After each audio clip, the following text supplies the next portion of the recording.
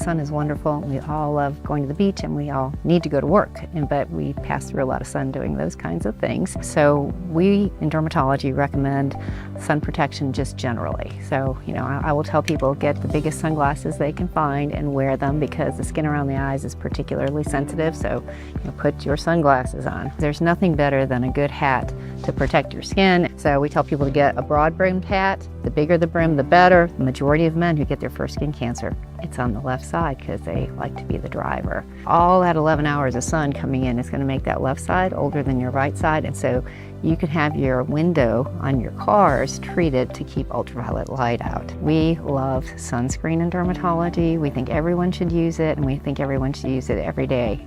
Just every day, especially on the face. So the American Academy of Dermatology recommends an SPF of at least 30. We feel that that blocks about 97% of the sun, and that's probably adequate. Sometimes that higher SPF compensates for the fact that we don't put on enough.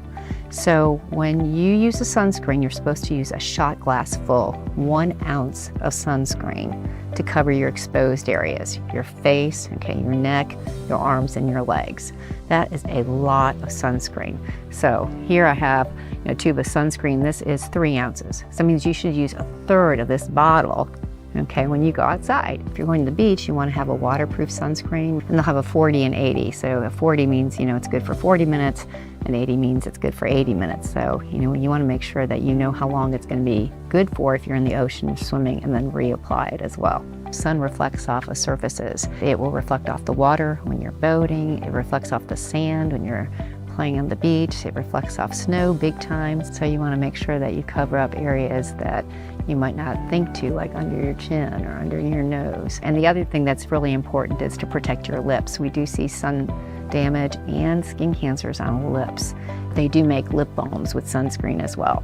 And all of these things need to be applied and reapplied every 2 hours. We like umbrellas, so anytime that you're going to be out for any length of time, you can use a parasol or an umbrella. We know that even one sunburn anytime in your life increases your risk of melanoma, and anyone can get a melanoma. So the more sunburns, obviously, the more we worry.